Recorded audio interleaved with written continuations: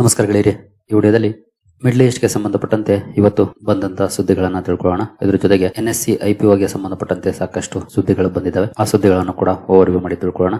ಅದರ ಜೊತೆಗೆ ಇನ್ನು ಹಲವು ಸುದ್ದಿಗಳಿದ್ದಾವೆ ಮಾರ್ಕೆಟ್ ಗೆ ಸಂಬಂಧಪಟ್ಟಂತೆ. ಆ ಎಲ್ಲ ಸುದ್ದಿಗಳನ್ನ ತಿಳ್ಕೊಳ್ಳುವಂತ ಪ್ರಯತ್ನವನ್ನ ಮಾಡೋಣ. ಆಸ್ ಯೂಶುವಲ್ ಮುಂದುವರಿಯ ಮುಂಚೆ ಡಿಸ್ಕ್ಲೇಮರ್ ಕೊಡ್ಲಿಕ್ಕೆ ಇಷ್ಟಪಡ್ತೀನಿ. ಇಲ್ಲಿ ಕವರ್ ಮಾಡ್ತಿರುವಂತ ಯಾವುದೇ ಸ್ಟಾಕ್ ಅನ್ನು ಕೂಡ ರೆಕಮೆಂಡ್ ಮಾಡ್ತಿಲ್ಲ. ನೀವು ಫರ್ದರ್ ಸ್ಟಡಿ ಮೆಡಿಟೇಷನ್ ತಗೊಳ್ಬಹುದು. ಆಸ್ ಎಜುಕೇಶನಲ್ ಪರ್ಪಸ್ ನಾನು ವಿಡಿಯೋ ಮುಂದೆ ತರ್ತಾ ಇದ್ದೀನಿ. ಹಾಗೆ ನೀವೇನಾದ್ರೂ ಇಲ್ಲಿವರೆಗೂ ನಮ್ಮ ಇನ್ಸ್ಟಾಗ್ರಾಮ್ ಹಾಗೂ ಫೇಸ್ಬುಕ್ ಅಕೌಂಟ್ ಗಳನ್ನ ಫಾಲೋ ಮಾಡ್ತಿಲ್ಲ ಅಂದ್ರೆ ಎರಡರ ಲಿಂಕ್ ಡಿಸ್ಕ್ರಿಪ್ಷನ್ ಅಲ್ಲಿ ಇರುತ್ತೆ. ಎರಡನ್ನು ಕೂಡ ಫಾಲೋ ಮಾಡಿ. ಇನ್ ಕೇಸ್ ಯೂಟ್ಯೂಬ್ ಅಲ್ಲಿ ವಿಡಿಯೋಗಳನ್ನ ಅಪ್ಲೋಡ್ ಮಾಡ್ಲಿಕ್ಕೆ ಏನಾದ್ರೂ ಸಮಸ್ಯೆಗಳಾದ್ರೆ ಇನ್ಸ್ಟಾಗ್ರಾಮ್ ಅಥವಾ ಫೇಸ್ಬುಕ್ ಅಲ್ಲಿ ನಿಮಗೆ ಅಪ್ಡೇಟ್ ಗಳು ಸಿಗುತ್ತೆ. ಮೊದಲಿಗೆ US ಹಾಗೂ ಇರಾನ್ ನಡುವೆ ಆದಂತ MOU ಬಗ್ಗೆ ಡೀಟೇಲ್ಸ್ ರಿಲೀಸ್ ಆಗಿದೆ. ಅದು ಅಮೆರಿಕಾನೇ ರಿಲೀಸ್ ಮಾಡಿದೆ. ಅಂದ್ರೆ ಇದು ಅಫಿಷಿಯಲ್ ಡಾಕ್ಯುಮೆಂಟ್ ಅಲ್ಲಿ ಮೆನ್ಷನ್ ಆಗಿರುವಂತಹ ಪಾಯಿಂಟ್ಸ್ ಇಲ್ಲಿ 14 ಪಾಯಿಂಟ್ಸ್ ಇದಾವೆ. ಅದರಲ್ಲಿ ಏನೆಲ್ಲ ಇದ್ದಾವೆ ಅದನ್ನ ನಾವು ತಿಳ್ಕೊಳ್ಳೋಣ. ಮೊದಲಿಗೆ ಇಲ್ಲಿಂದ ಸ್ಟಾರ್ಟ್ ಆಗುತ್ತೆ ನೋಡಬಹುದು 14 ಪಾಯಿಂಟ್ಸ್. ಬಟ್ ಇದನ್ನ ನಾನು ಬ್ರೀಫ್ ಆಗಿ ಎಕ್ಸ್ಪ್ಲೈನ್ ಮಾಡುವಂತ ಪ್ರಯತ್ನವನ್ನ ಮಾಡ್ತೀನಿ. ಪೂರ್ತಿ ಏನು ಓದಕ್ಕೆ ಹೋಗೋದಿಲ್ಲ, ಬ್ರೀಫ್ ಆಗಿ ತಿಳ್ಕೊಳ್ಳೋಣ. ಮೊದಲಿಗೆ ಮಿಲಿಟರಿ ಆಪರೇಷನ್ಸ್ ಅನ್ನ ಇಮಿಡಿಯೇಟ್ಲಿ ಎಂಡ್ ಮಾಡುವಂತ ಒಪ್ಪಂದವನ್ನು ಮಾಡ್ಕೊಂಡಿದ್ದಾರೆ. ಒಪ್ಪಂದ ಅನ್ನೋದಕ್ಕಿಂತ ಇದು MOU, memorandum of understanding. Lebanon ಮೇಲಾಗ್ಲಿ ಅಥವಾ ಇರಾನ್ ಮೇಲಾಗ್ಲಿ ಆಲ್ ಫ್ರಂಟ್ಸ್ ಅಲ್ಲಿ ಅಟ್ಯಾಕ್ಸ್ ಅನ್ನ ಸ್ಟಾಪ್ ಮಾಡುವಂತದ್ದು. ಎರಡನೇದು ಎರಡು ದೇಶಗಳು ಅಂದ್ರೆ ಅಮೆರಿಕ ಆಗ್ಬೋದು ಅಥವಾ ಇರಾನ್ ಆಗ್ಬೋದು ಅವರುಗಳ ಸಾವರಿನಿಟಿಗೆ ಗೌರವ ಕೊಡುವಂತದ್ದು. ಇನ್ನು ನೆಗೋಷಿಯೇಷನ್ಸ್ ಏನಿದೆ ಅದು ಮುಂದಿನ 60 ದಿನಗಳು ನಡೆಯುತ್ತೆ. ಅಂದ್ರೆ 60 ದಿನ ಸಮಯಾವಕಾಶ ಇರುತ್ತೆ. ಅಷ್ಟರಲ್ಲಿ ಫೈನಲ್ ಆಗ್ಬೇಕು. ಆ ಒಂದು ಪಾಯಿಂಟ್ ನ ಮೆನ್ಷನ್ ಮಾಡಿದ್ದಾರೆ. ಇನ್ನು ಅಮೆರಿಕದ ನವಲ್ ಬ್ಲಾಕೇಡ್ ಏನಿತ್ತು ಅಂದ್ರೆ ಇರಾನ್ ನ ಹಡಗುಗಳನ್ನ ಆಚೆ ಹೋಗದೆ ಇರೋ ತರ ತಡೀತಾ ಇತ್ತು ಅಮೆರಿಕ. ಇದನ್ನ ಇಮಿಡಿಯೇಟ್ಲಿ ಸ್ಟಾಪ್ ಮಾಡಿದೆ. ಅಂದ್ರೆ ನವಲ್ ಬ್ಲಾಕೇಡ್ ಇರೋದಿಲ್ಲ, ಅದನ್ನ ಕ್ಲಿಯರ್ ಮಾಡ್ತಾ ಇದೆ ಅಮೆರಿಕ. ಅದಕ್ಕಾಗಿನೇ ಈಗಾಗಲೇ ಮನೆ ಗುಡಿಯದಲ್ಲೇ ಒಂದು ಸುದ್ದಿಯನ್ನ ಕವರ್ ಮಾಡಿದ್ದೆ. ಇರಾನ್ ನ 3 ಹಡಗುಗಳು ಸಂಚಾರ ಶುರು ಮಾಡಿರೋ ಬಗ್ಗೆ ನೆನ್ನೆನೆ ಈ ಸುದ್ದಿ ಬಂದಿತ್ತು. ಇಮಿಡಿಯೇಟ್ಲಿ ನವಲ್ ಬ್ಲಾಕೇಡ್ ಅನ್ನ ತೆಗೆಯುವಂತದ್ದು. ಜೊತೆಗೆ ಇರಾನ್ ಸ್ಟ್ರೈಟ್ ಆಫ್ ಹಾರ್ಮುಜ್ ಅನ್ನ ಫುಲ್ಲಿ ಓಪನ್ ಮಾಡುವಂತದ್ದು. ಹಾಗೆ ಮತ್ತೆ ಹೊಸದಾಗಿ ಯಾವುದೇ ರೀತಿಯ ಸ್ಯಾಂಕ್ಷನ್ಸ್ ಅನ್ನ ಅಮೆರಿಕ ಹಾಕದೇ ಇರುವಂತದ್ದು. ಇದ್ರ ಜೊತೆಗೆ ಅಟ್ಲೀಸ್ಟ್ $300 ಬಿಲಿಯನ್ ರೀಕನ್ಸ್ಟ್ರಕ್ಷನ್ ಗೆ ಸಹಾಯ ಮಾಡುವಂತದ್ದು ಅಮೆರಿಕ. ಇದರ ಜೊತೆಗೆ ಅರಬ್ ಕಂಟ್ರೀಸ್, ಅಮೆರಿಕನ್ ಅಲೈಸ್ ಏನಿದ್ದಾರೆ ಅವರುಗಳೆಲ್ಲ ಸೇರಿ ಹೆಲ್ಪ್ ಮಾಡುವಂತದ್ದು ಇರಾನ್ ನ ರೀಬಿಲ್ಡ್ ಮಾಡಕ್ಕೆ. ಇನ್ನು ನ್ಯೂಕ್ಲಿಯರ್ ವೆಪನ್ಸ್ ಗೆ ಸಂಬಂಧಪಟ್ಟಂತೆ ಯಾವುದೇ ಫೈನಲ್ ಡಿಸಿಷನ್ ಗೆ ಇನ್ನೂ ಬಂದಿಲ್ಲ. ಮುಂದಿನ ದಿನಗಳಲ್ಲಿ ಮಾತುಕತೆಗಳ ನಂತರ ಇದು ಡಿಸೈಡ್ ಆಗುತ್ತೆ ಏನ್ ಮಾಡ್ಬೇಕು ಅಂತ. ಇನ್ನು ಇರಾನ್ ನ ಫ್ರೋಜನ್ ಅಸೆಟ್ಸ್ ಏನಿದೆ ಅಂದ್ರೆ ಬ್ಲಾಕ್ ಮಾಡಿದ್ದಾರೆ ಇರಾನ್ ನ ಅಸೆಟ್ಸ್ ಅನ್ನ, ಅದನ್ನ ರಿಲೀಸ್ ಮಾಡುವಂತ ಪಾಯಿಂಟ್ ಕೂಡ ಇದರಲ್ಲಿದೆ. ಹಾಗೆ ಯುರೇನಿಯಂ ಅನ್ನ ಮ್ಯಾನೇಜ್ ಮಾಡ್ಲಿಕ್ಕೆ IAEA ಅಕ್ಸೆಸ್ ಇರಬೇಕು ಅಂತ ಇದೆ. ಹೀಗೆ ಸಾಕಷ್ಟು ಪಾಯಿಂಟ್ಸ್ ಅನ್ನ ಇಲ್ಲಿ ಮೆನ್ಷನ್ ಮಾಡಲಾಗಿದೆ ಇಂಪಾರ್ಟೆಂಟ್ ವಿಚಾರಗಳಾಗಿ. ಜೊತೆಗೆ ಫೈನಲ್ ಡೀಲ್ ಏನಿದೆ ಇದು endorsed by a binding UNSC resolution ನ ಪ್ರಕಾರ ಫೈನಲ್ ಡೀಲ್ ಆಗುತ್ತೆ. ಈ ರೀತಿಯ ಹಲವು ವಿಷಯಗಳನ್ನ ಇಲ್ಲಿ ಮೆನ್ಷನ್ ಮಾಡಿದ್ದಾರೆ. ಮೇಲ್ನೋಟಕ್ಕೆ ನೋಡಿದ್ರೆ ಖಂಡಿತ ಒಂದಷ್ಟು ಅಡ್ವಾಂಟೇಜಸ್ ಇರಾನ್ಗೆ ಇಲ್ಲಿ ಇದೆ ಅಂತಾನೆ ಹೇಳ್ಬೋದು. ಸೊ ಓವರ್ ಆಲ್ ನೋಡಿದ್ರೆ ಈ MOU ನ ಮುಖ್ಯಾಂಶಗಳನ್ನ ಅಮೆರಿಕ ಏನ್ ಬಯಸಿತ್ತು ಆ ರೀತಿ ಏನು ಇಲ್ಲ MOU. ಬಟ್ ಅಬ್ವಿಯಸ್ಲಿ ಇಲ್ಲಿ ಒಂದಷ್ಟು ಬೆನಿಫಿಟ್ಸ್ ಇರಾನ್ಗಿದೆ. ಬಟ್ ಇರಾನ್ ಸಾಕಷ್ಟು ಕಳ್ಕೊಂಡಿದೆ ಈ ಯುದ್ಧದಲ್ಲಿ. ತನ್ನ ಲೀಡರ್ಸ್ ಅನ್ನ ಕಳ್ಕೊಂಡಿದೆ, ಜನಜೀವನ ಅಸ್ತವ್ಯಸ್ತ ಆಗಿದೆ, ಸಾಕಷ್ಟನ್ನ ಕಳ್ಕೊಂಡಿದೆ. ಬಟ್ ಸಾಕಷ್ಟನ್ನ ಕಳ್ಕೊಂಡ್ರು ಕೂಡ ಈ ಡೀಲ್ ನ ಮೂಲಕ ಒಂದಷ್ಟು ಪಡ್ಕೊಳ್ತಾ ಕೂಡ ಇದೆ. ಅಂದ್ರೆ ಏನು ಅಮೆರಿಕದ ಸ್ಯಾಂಕ್ಷನ್ಸ್ ಇತ್ತು ಅದನ್ನ ಗ್ರಾಜುಯಲ್ ಆಗಿ ತೆಗಿತಾರೆ. ಜೊತೆಗೆ ಇರಾನ್ ನ ಕ್ರೂಡ್ ಗ್ಲೋಬಲ್ ಆಯಿಲ್ ಮಾರ್ಕೆಟ್ ಗೆ ಬರ್ತಾ ಇದೆ, ಅದಕ್ಕೆ ಕೂಡ ಅವಕಾಶ ಇದೆ, ಈಗಾಗಲೇ ಕೊಟ್ಟಿದ್ದಾರೆ. ಇನ್ನು ಫ್ರೋಜನ್ ಅಸೆಟ್ಸ್ ಡಿಫ್ರೀಸ್ ಆಗುತ್ತೆ. ಒಂದಷ್ಟು ಅಡ್ವಾಂಟೇಜಸ್ ಇಲ್ಲಿ ಇರಾನ್ಗೂ ಕೂಡ ಇದೆ. ಬಟ್ ಯುದ್ಧದ ಹೊಡೆತ ಅಂತೂ ಅದು ಆರಲಾಗದ ಗಾಯ ಅಂತಾನೆ ಹೇಳ್ಬೋದು ಇರಾನ್ಗೆ. ಬಟ್ ಅಮೆರಿಕ ಏನ್ ಬಯಸ್ತಾ ಇತ್ತು ಆ ರೀತಿ ಏನ್ ಇಲ್ಲಿ MOU ನಲ್ಲಿ ಇಲ್ಲ. ಅನ್ಕಂಡೀಷನಲ್ MOU ಏನಲ್ಲ, ಇರಾನ್ ಕೂಡ ಒಂದಷ್ಟು ಗಳಿಸ್ಕೊಳ್ತಾ ಇದೆ ಈ ಡೀಲ್ ನ ಮೂಲಕ. ಇನ್ನು ಇವತ್ತು ದೊಡ್ಡ ಮಟ್ಟದಲ್ಲಿ ಸದ್ದು ಮಾಡಿದ್ದು ಅಂತಂದ್ರೆ NSE IPO. ಹಲವು ಷೇರುಗಳು ನಿನ್ನೆ ಮೊನ್ನೆಯಿಂದಾನೆ ಒಳ್ಳೆ ಪರ್ಫಾರ್ಮೆನ್ಸ್ ಅನ್ನ ಮಾಡ್ತಾ ಇದ್ವು. ಯಾಕೆಂತಂದ್ರೆ ಇವೆಲ್ಲವೂ ಕೂಡ NSE ನಲ್ಲಿ ಹೋಲ್ಡಿಂಗ್ ಅನ್ನ ಇಟ್ಟಿರುವಂತಹ ಕಂಪನೀಸ್. LIC, NIACL ಹಲವಾರು ಕಂಪನೀಸ್ ಇದಾವೆ. ಇಲ್ಲಿ ನೋಡಬಹುದು ಟಾಪ್ 10 ಶೇರ್ ಹೋಲ್ಡರ್ಸ್ ಇದೆ. LIC 12.5% ಹೋಲ್ಡಿಂಗ್ ಇಟ್ಟಿದೆ. State Bank of India 5.2% holding ಇದೆ. ಅರಾಂಡಾ ಇನ್ವೆಸ್ಟ್ಮೆಂಟ್ಸ್ ಮಾರಿಷಸ್ ಕಂಪನಿ ಇದು 5% ಇದೆ.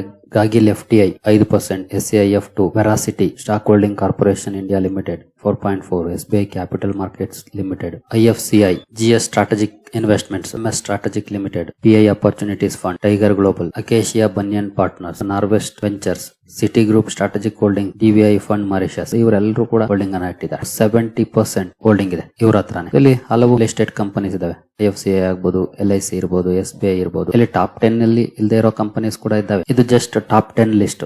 ಅವರೆಲ್ಲರೂ ಕೂಡ ಪ್ರೀ IPO ಇನ್ವೆಸ್ಟರ್ಸ್ ಒಳ್ಳೆ ಲಾಭವನ್ನ ಮಾಡ್ತಾರೆ. ಇನ್ನು ಇಂಡಿವಿಜುವಲ್ ಇನ್ವೆಸ್ಟರ್ಸ್ ಕೂಡ ಇದ್ದಾರೆ ನೋಡಬಹುದು. ಇದರಲ್ಲಿ SBI 2 ಕೋಟಿಯಿಂದ 5,000 ಕೋಟಿ ಆಗ್ತಾ ಇದೆ ಅವರ ಇನ್ವೆಸ್ಟ್ಮೆಂಟ್. ಜಸ್ಟ್ 2 crores ಇನ್ವೆಸ್ಟ್ ಮಾಡಿ 4,900 ಕೋಟಿ ಮಾಡ್ಕೊಂಡಿದೆ ಕಂಪನಿ. ಬಟ್ ತುಂಬಾ ಮುಂಚೆನೆ ಹೂಡಿಕೆ ಮಾಡಿರುವಂತದ್ದು. ಇನ್ ಕೇಸ್ ಇದು ಈಗಿನ ಗ್ರೇ ಮಾರ್ಕೆಟ್ ಪ್ರೈಸ್ ಏನಿದೆ, ಗ್ರೇ ಮಾರ್ಕೆಟ್ ಅಲ್ಲ, ಅನ್ಲಿಸ್ಟೆಡ್ ಮಾರ್ಕೆಟ್ ಅಲ್ಲಿ 2,000 ಚಿಲ್ಲರೆ ಇದೆ, ಆ ಪ್ರೈಸ್ ಗೆ ಲಿಸ್ಟ್ ಆದ್ರೆ ಅಥವಾ ಅದಕ್ಕಿಂತ ಕಡಿಮೆ ಆದ್ರೆ ಟೋಟಲ್ ಅಮೌಂಟ್ ಡಿಫರೆನ್ಸ್ ಆಗುತ್ತೆ. ಇನ್ನು ಇಂಡಿವಿಜುವಲ್ ಇನ್ವೆಸ್ಟರ್ಸ್ ಕಡೆ ಬಂದ್ರೆ ರಾಧಾಕಿಶನ್ ದಮಾನಿ ಇವರು ಯಾವ ಪ್ರೈಸ್ ಗೆ ಬೈ ಮಾಡಿದ್ದಾರೆ ಗೊತ್ತಿಲ್ಲ, ಬಟ್ 1.6% ಸ್ಟೇಕ್ ಇದೆ, 7,816 ಕೋಟಿ ಆಗುತ್ತೆ 2,000 ರೂಪಾಯಿ ರೇಂಜ್ ಗೆ ಲೆಕ್ಕಾಚಾರ ಮಾಡಿದ್ರೆ. ಸುನಿಲ್ ಕಾಂತ್ ಮುಂಜಾಲ್ 1 crore ಶೇರ್ಗಳಿದ್ದಾವೆ, ಇದು ಲಕ್ಷಗಳಲ್ಲಿದೆ, 102 ಲಕ್ಷ ಅಂದ್ರೆ 1.02, 2,040 ಕೋಟಿ. ಎಸ್ ಗೋಪಾಲ್ ಕೃಷ್ಣನ್, ಸಿದ್ಧಾರ್ಥ್ ಬಾಲಚಂದ್ರನ್, ವನಜಾ ಸುಂದರಯ್ಯರ್, ಸಿದ್ಧಾರ್ಥ್ ಅಯ್ಯರ್, ಲತಾ ಬನ್ಶಾಲಿ, ಭರತ್ ತಪಾರಿಯಾ, ಇಗ್ನೇಷಿಯಸ್ ನವಿಲ್ ನರೋನಾ, ರುಚಿ ಜೈನ್, ಹೀಗೆ ಹಲವು ಲಿಸ್ಟ್ ಗಳಿದಾವೆ. ಇಲ್ಲಿ ಮೇಜರ್ ನೇಮ್ಸ್ ಇರುತ್ತೆ, ಎಲ್ಲ ನೇಮ್ಸ್ ಇರೋದಿಲ್ಲ. ಡಾಲಿ ಖನ್ನಾ ಅವರ ನೇಮ್ ಕೂಡ ಇದೆ, ರಾಜೀವ್ ಕುಚ್ಚಾಲ್, ಹೀಗೆ ಸಾಕಷ್ಟು ನೇಮ್ಸ್ ಈ IPO ದಲ್ಲಿದೆ. ಇವರೆಲ್ಲ ಒಳ್ಳೆ ಲಾಭವನ್ನ ಮಾಡ್ತಿದ್ದಾರೆ. ಬಟ್ ಎಷ್ಟು ಅಂತ ಸದ್ಯದ ಮಟ್ಟಿಗೆ ಗೊತ್ತಿಲ್ಲ, ಯಾವಾಗ ಯಾವ ಪ್ರೈಸ್ ಗೆ ಇವರು ತಗೊಂಡಿದ್ದಾರೆ ಅಂತ. ಇನ್ ಕೇಸ್ 2,000ಕ್ಕೆ ಲಿಸ್ಟ್ ಆದ್ರೆ ಎಷ್ಟು ವ್ಯಾಲ್ಯೂ ಆಗುತ್ತೆ ಅವರ ಹೋಲ್ಡಿಂಗ್. ಒಂದು ಕಂಪನಿ ದೊಡ್ಡ ಲಾಭವನ್ನ ಇವರುಗಳಿಗೆ ಕೊಡ್ತಿದೆ. ಸ್ಟಾಕ್ ಮಾರ್ಕೆಟ್ ಖಂಡಿತ ಒಳ್ಳೆ ಲಾಭವನ್ನು ಕೊಡುವಂತ ಮೆಷಿನ್, ಅದನ್ನ ಸರಿಯಾಗಿ ಬಳಸ್ಕೊಂಡ್ರೆ. ಈಗ ಎಲ್ಲರೂ ಅನ್ಲಿಸ್ಟೆಡ್ ಕಡೆ ಫೋಕಸ್ ಮಾಡಕ್ ಶುರು ಮಾಡ್ತಾರೆ, ಎಷ್ಟು ಲಾಭವನ್ನ ನೋಡಿ. ಬಟ್ ಅದು ತುಂಬಾ ದೊಡ್ಡ ರಿಸ್ಕ್. ಜಸ್ಟ್ ಲಾಭವನ್ನ ನೋಡಿ ನಾವು ಆತರ ಹೂಡಿಕೆ ಮಾಡಕ್ ಆಗೋದಿಲ್ಲ. ಅದರ ಹಿಂದೆ ಸಾಕಷ್ಟು ರೆಸ್ಟ್ರಿಕ್ಷನ್ಸ್ ಇರುತ್ತೆ. ನಾನು ಈ ಹಿಂದೆನೆ ಒಂದು ವಿಡಿಯೋನ ಕವರ್ ಮಾಡಿದ್ದೀನಿ, ಗೊತ್ತಿಲ್ಲ ನಿಮ್ಮಲ್ಲಿ ಎಷ್ಟು ಜನ ನೋಡಿದ್ದೀರಿ ಅಂತ. ಚಾನಲ್ ಅಲ್ಲಿ ಇದೆ ಆ ವಿಡಿಯೋ, ಯಾಕೆ ಅನ್ಲಿಸ್ಟೆಡ್ ಶೇರುಗಳು ತುಂಬಾ ರಿಸ್ಕ್ ಅಂತ. ಯಾಕಂದ್ರೆ ಅಲ್ಲಿ ರೆಗ್ಯುಲೇಟರಿ ನಾರ್ಮ್ಸ್ ಇರೋದಿಲ್ಲ, ಕಡಿಮೆ. ಒಂದು ಕಂಪನಿ ಲಿಸ್ಟ್ ಆಗಿದೆ ಅಂದ್ರೆ ಅದಕ್ಕೆ ಸಾಕಷ್ಟು ರೂಲ್ಸ್ ಅಂಡ್ ರೆಗ್ಯುಲೇಷನ್ಸ್ ಇರುತ್ತೆ. ಬಟ್ ಲಿಸ್ಟ್ ಆಗೋಕೆ ಮುಂಚೆ ಸ್ಟ್ರಿಕ್ಟರ್ ರೂಲ್ಸ್ ಇಲ್ಲ. ಹಾಗಾಗಿ ಕಂಪನಿ ಕೊಡುವಂತ ನಂಬರ್ ಸರಿನಾ ಅಲ್ವಾ ಅನ್ನೋದು ಗೊತ್ತೇ ಆಗೋದಿಲ್ಲ. ತುಂಬಾನೇ ಡೀಪ್ ಡೈವ್ ಅನಾಲಿಸಿಸ್ ಬೇಕಾಗುತ್ತೆ. ನಾವು ಜಸ್ಟ್ ಯಾವ್ದೋ ಒಂದು ಕಂಪನಿ ಲಾಭ ಕೊಡ್ತು ಅಂತ ನಾವು ಹೋಗಿ ಎಲ್ಲಂದ್ರಲ್ಲಿ ಹೂಡಿಕೆ ಮಾಡಕ್ ಆಗೋದಿಲ್ಲ. ಕೇರ್ಫುಲ್ ಆಗಿರಿ, ಯಾಕಂದ್ರೆ ಈಗಾಗಲೇ ಪ್ರಶ್ನೆಗಳು ಬರೋದಕ್ಕೆ ಶುರು ಮಾಡಿದಾವೆ. ಹಾಗಾಗಿ ನಾನು ಇದನ್ನ ಪದೇ ಪದೇ ರಿಪೀಟ್ ಮಾಡ್ತಾ ಇದ್ದೀನಿ. ಲಾಭವನ್ನ ನೋಡಿ ಅಲ್ಲ, ನಿಮಗೆ ಆ ಕಂಪನಿಯನ್ನ ಖುದ್ದೋಗಿ ಭೇಟಿ ಮಾಡಿ ಕಂಪನಿಯ ಮ್ಯಾನೇಜ್ಮೆಂಟ್ ನ ಅರ್ಥ ಮಾಡ್ಕೊಂಡು ಹೂಡಿಕೆ ಮಾಡಕ್ಕೆ ಸಾಧ್ಯನಾ? ಅದಕ್ಕೆ ಎಸ್ ಅಂತಾದ್ರೆ ನಿಮ್ಮ ಉತ್ತರ ಪ್ರಯತ್ನ ಮಾಡಿ. ಇಲ್ಲಾಂದ್ರೆ ಲಿಸ್ಟೆಡ್ ಶೇರುಗಳಲ್ಲಿ ಒಂದಲ್ಲ ಒಂದು ಕಡೆ ಅವಕಾಶಗಳಿದ್ದೇ ಇರುತ್ತೆ, ಅದನ್ನ ಹುಡುಕಬೇಕು ಅಷ್ಟೇ.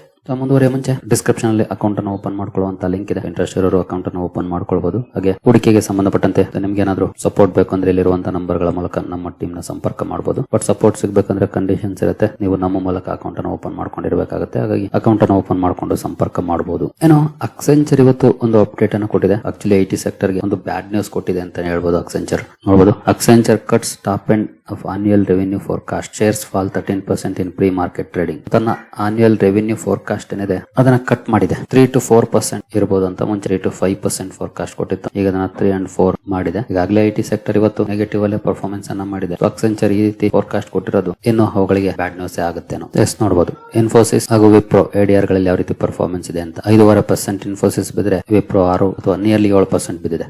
ಇವಾಗ ನೋಡೋಣ ನಾಳೆ ನಮ್ಮ ಮಾರ್ಕೆಟ್ ಅಲ್ಲಿ ಯಾವ ರೀತಿ ರಿಯಾಕ್ಷನ್ ಬರುತ್ತೆ ಅಂತ. ಅಕ್ಸೆಂಚರ್ ನಮ್ಮ ಮಾರ್ಕೆಟ್ ಅಲ್ಲಂತೂ ಲಿಸ್ಟ್ ಆಗಿರುವಂತಹ ಕಂಪನಿ ಅಲ್ಲ, ಬಟ್ ಸ್ಟಿಲ್ IT ಸೆಕ್ಟರ್ ನ ಮೇಲೆ ಇಂಪ್ಯಾಕ್ಟ್ ಅನ್ನ ಮಾಡುತ್ತೆ ಇದು. ಯಾಕಂದ್ರೆ ಗ್ಲೋಬಲ್ ಲೆವೆಲ್ ಅಲ್ಲಿ ಟಾಪ್ ಅಲ್ಲಿರುವಂತಹ ಕಂಪನಿ IT ಸೆಕ್ಟರ್ ಅಲ್ಲಿ. ಏನು ನಾಳೆ ರಿಲಯನ್ಸ್ ಇಂಡಸ್ಟ್ರೀಸ್ ನ AGM ಇದೆ. ನಾಳೆ ರಿಲಯನ್ಸ್ ಇಂಡಸ್ಟ್ರೀಸ್ ಫೋಕಸ್ ಇರುತ್ತೆ. ನಿನ್ನೆ ಮೊನ್ನೆ ಒಳ್ಳೆ ಪರ್ಫಾರ್ಮೆನ್ಸ್ ಕೂಡ ನೋಡ್ಲಿಕ್ಕೆ ಸಿಕ್ಕಿತ್ತು ರಿಲಯನ್ಸ್ ಇಂಡಸ್ಟ್ರೀಸ್ ಅಲ್ಲಿ. ನಾಳೆ ದೊಡ್ಡ ಮಟ್ಟದಲ್ಲಿ ಸದ್ದು ಮಾಡುವಂತ ಕಂಪನಿ ಅಂದ್ರೆ ರಿಲಯನ್ಸ್ ಇಂಡಸ್ಟ್ರೀಸ್. ನಾಳೆ 2 ಗಂಟೆಗೆ AGM ಸ್ಟಾರ್ಟ್ ಆಗ್ತಾ ಇದೆ. ಅಲ್ಲಿ ಯಾವೆಲ್ಲ ಅಪ್ಡೇಟ್ ಗಳನ್ನ ಮುಖೇಶ್ ಅಂಬಾನಿ ಅವರು ಮಾರ್ಕೆಟ್ ಗಮನ ಎಲ್ಲಿರುತ್ತೆ ಅಂತ ನೋಡಿದ್ರೆ ಜಿಯೋ IPO ಬಗ್ಗೆ ಗಮನ ಇರುತ್ತೆ. ಎಸ್ಪೆಷಲಿ ಲಾಸ್ಟ್ AGM ಅಲ್ಲಿ 2026 ಫಸ್ಟ್ ಹಾಫ್ ಅಲ್ಲಿ IPO ಬರುತ್ತೆ ಅಂತ ಹೇಳಿದ್ರು, ಬಟ್ ಬಂದಿಲ್ಲ ಇಲ್ಲಿವರೆಗೂ. ಅಂದ್ರೆ ಫಸ್ಟ್ ಹಾಫ್ ಅಲ್ಲಿ ಆಗೋಯ್ತು, ಜೂನ್ ಅಲ್ಲಿ ಇದೀವಿ, ಜೂನ್ ಮುಗಿದ್ರೆ ಫಸ್ಟ್ ಹಾಫ್ ಆಗೋದಂಗೆ, ಇಲ್ಲಿವರೆಗೂ ಬಂದಿಲ್ಲ. ಹಾಗಾಗಿ ಇದ್ರ ಬಗ್ಗೆ ಮುಖೇಶ್ ಅಂಬಾನಿ ಅವರು ಏನ್ ಹೇಳ್ತಾರೆ ಅದನ್ನ ನೋಡ್ಬೇಕಾಗತ್ತೆ. ನಂತರ AI ಅಂಡ್ ಡೇಟಾ ಸೆಂಟರ್ ಗೆ ಸಂಬಂಧಪಟ್ಟಂತೆ $110 ಬಿಲಿಯನ್ ಹೂಡಿಕೆ ಮಾಡಬಹುದು ಅಥವಾ ಅನೌನ್ಸ್ ಮಾಡಬಹುದು ಅನ್ನುವಂತ ಎಕ್ಸ್ಪೆಕ್ಟೇಷನ್ ಇದೆ. ಮೋರ್ಗನ್ ಸ್ಟ್ಯಾನ್ಲಿ ಅವರು ಈ ಎಸ್ಟಿಮೇಟ್ ಅನ್ನ ಮಾಡ್ತಿದ್ದಾರೆ. ಇದಕ್ಕೆ ಸಂಬಂಧಪಟ್ಟಂತೆ ಯಾವ ರೀತಿ ಸ್ಟೇಟ್ಮೆಂಟ್ ಬರುತ್ತೆ ಕಂಪನಿಯಿಂದ ಅಂತ ನೋಡ್ಬೇಕಾಗುತ್ತೆ. ನಂತರ ನ್ಯೂ ಎನರ್ಜಿ ಗೀಗಾ ಕಾಂಪ್ಲೆಕ್ಸ್ ಅನ್ನ ಎಕ್ಸ್ಪೆಕ್ಟ್ ಮಾಡ್ತಾ ಇದೆ ಮಾರ್ಕೆಟ್, ಹೊಸದಾಗಿ ಲಾಂಚ್ ಮಾಡಬಹುದು ಅಂತ. ಸೊ ಈ ಕಡೆ ಕೂಡ ಗಮನ ಇರುತ್ತೆ ಮಾರ್ಕೆಟ್ದು. ಎನರ್ಜಿ ಸ್ಟೋರೇಜ್, ಹೈಡ್ರೋಜನ್ ಗೆ ಸಂಬಂಧಪಟ್ಟಂತೆ. ಏನು retail expansion and IPO sequencing ಬಗ್ಗೆ ಏನಾದ್ರು ಹೇಳ್ತಾರ ಅದನ್ನ ನೋಡಬೇಕಾಗಿದೆ. ಲಾಸ್ಟ್ ಟೈಮ್ ಜಿಯೋದ್ ಹೇಳಿದ್ರು, ಬಟ್ ರಿಟೇಲ್ ಏನೋ ಹೇಳಿಲ್ಲ. ಈ ಸಲ ಏನಾದ್ರು ರಿಟೇಲ್ ಅನೌನ್ಸ್ಮೆಂಟ್ ಮಾಡ್ತಾರ ಅನ್ನೋದನ್ನ ನೋಡಬೇಕಾಗುತ್ತೆ. ಇನ್ನು ಕಂಪನಿಯ ಕೋರ್ ಬಿಸ್ನೆಸ್ ಏನಿದೆ ಆಯಿಲ್ ಟು ಕೆಮಿಕಲ್ಸ್, ಇದ್ರ ಬಗ್ಗೆ ಏನ್ ಅಪ್ಡೇಟ್ ಅನ್ನ ಕೊಡ್ತಾರೆ, ಇದ್ರ ಮೇಲೆ ಕೂಡ ಮಾರ್ಕೆಟ್ ಕಣ್ಣಿರುತ್ತೆ. ಸೊ ನಾಳೆ ದೊಡ್ಡ ಮಟ್ಟದಲ್ಲಿ ಸದ್ದು ಮಾಡುತ್ತೆ ರಿಲಯನ್ಸ್ ಇಂಡಸ್ಟ್ರೀಸ್. ಫೋಕಸ್ ಮಾಡಬಹುದು. ಇನ್ ಕೇಸ್ ನೀವು ಹೂಡಿಕೆ ಮಾಡಿದ್ದೀರಿ ಅಂದ್ರೆ ಖಂಡಿತ AGM ಅನ್ನು ಕೂಡ ಅಟೆಂಡ್ ಮಾಡಬಹುದು. ಆಲ್ಮೋಸ್ಟ್ ಮೆಜಾರಿಟಿ ನ್ಯೂಸ್ ಚಾನೆಲ್ಗಳು ಲೈವ್ ಕೊಡ್ತಾರೆ. ಇವನ್ ಜಿಯೋದಲ್ಲೂ ಕೂಡ ಲೈವ್ ಬರುತ್ತೆ, ನೋಡಬಹುದು. ಏನೋ ನೆಕ್ಸ್ಟ್ ಸುದ್ದಿ ಕಡೆ ನಾವು ಬರೋದಾದ್ರೆ Oil and gas becomes most under-owned sector among mutual funds. Weight drops to 5.2%. Mutual funds ಗಳ ಇತ್ತೀಚಿನ ಹೋಲ್ಡಿಂಗ್ ನೋಡಿದ್ರೆ ಆಯಿಲ್ ಅಂಡ್ ಗ್ಯಾಸ್ ಸೆಗ್ಮೆಂಟ್ ತುಂಬಾನೇ ಅಂಡರ್ ಓನ್ಡ್ ಆಗಿದೆ. ಅಂದ್ರೆ ತುಂಬಾ ಕಡಿಮೆ ಹೋಲ್ಡಿಂಗ್ ಇದೆ ಈ ಸೆಕ್ಟರ್ ಅಲ್ಲಿ. ಮ್ಯೂಚುವಲ್ ಫಂಡ್ಸ್ ಇವುಗಳನ್ನ ಸದ್ಯದ ಮಟ್ಟಿಗೆ ಇಗ್ನೋರ್ ಮಾಡಿದ್ದಾರೆ ಅಂತ ಹೇಳ್ಬೋದು. ಓವರ್ ಆಲ್ 5.2% ಹೋಲ್ಡಿಂಗ್ ಸದ್ಯದ ಮಟ್ಟಿಗೆ ಇದೆ. ಜೊತೆಗೆ ನೋಡಬಹುದು 2024 ಮೇ ಇಂದ ಡೌನ್ ಆಗಿತ್ತು, ಮತ್ತೆ ಇಲ್ಲೊಂದಷ್ಟು ಅಪ್ ಆಯ್ತು, ಮತ್ತೆ 25 ಜೂನ್ ಇಂದ ಕಂಟಿನ್ಯೂಸ್ ಡೌನ್ ಆಗಿದೆ ಆಯಿಲ್ ಅಂಡ್ ಗ್ಯಾಸ್ ವೈಟೇಜ್. ಸರಿಗಳಿರಿ, ಈ ಎಲ್ಲ ಅಪ್ಡೇಟ್ಸ್ ನಿಮಗೆ ಇಷ್ಟ ಆಗಿದೆ ಅನ್ಕೊಳ್ತೀನಿ. ಹಾಗೆ ಡಿಸ್ಕ್ರಿಪ್ಷನ್ ಅಲ್ಲಿ ಅಕೌಂಟ್ ಓಪನ್ ಮಾಡ್ಕೊಳ್ಳುವಂತ ಲಿಂಕ್ ಇದೆ, ಅಕೌಂಟ್ ಅನ್ನು ಓಪನ್ ಮಾಡ್ಕೊಳ್ಬಹುದು. ನೀವೇನಾದ್ರೂ ಇಲ್ಲಿವರೆಗೂ ನಮ್ಮ ಇನ್ಸ್ಟಾಗ್ರಾಮ್ ಹಾಗೂ ಫೇಸ್ಬುಕ್ ಖಾತೆಗಳನ್ನು ಫಾಲೋ ಮಾಡ್ತಿಲ್ಲ ಅಂದ್ರೆ ಎರಡನ್ನು ಕೂಡ ಫಾಲೋ ಮಾಡಿ, ಡಿಸ್ಕ್ರಿಪ್ಷನ್ ಅಲ್ಲಿ ಲಿಂಕ್ ಇರುತ್ತೆ. ಸರಿ ಗೆಳೆಯರೆ, ಮುಂದಿನ ವಿಡಿಯೋದಲ್ಲಿ ಸಿಗೋಣ. ಅಲ್ಲಿವರೆಗೂ ಜೈ ಹಿಂದ್, ಜೈ ಕರ್ನಾಟಕ.